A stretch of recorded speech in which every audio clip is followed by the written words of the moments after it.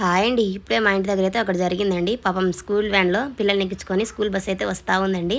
Left side అయితే ఒక పెద్ద లారీ ఆగి ఉందండి.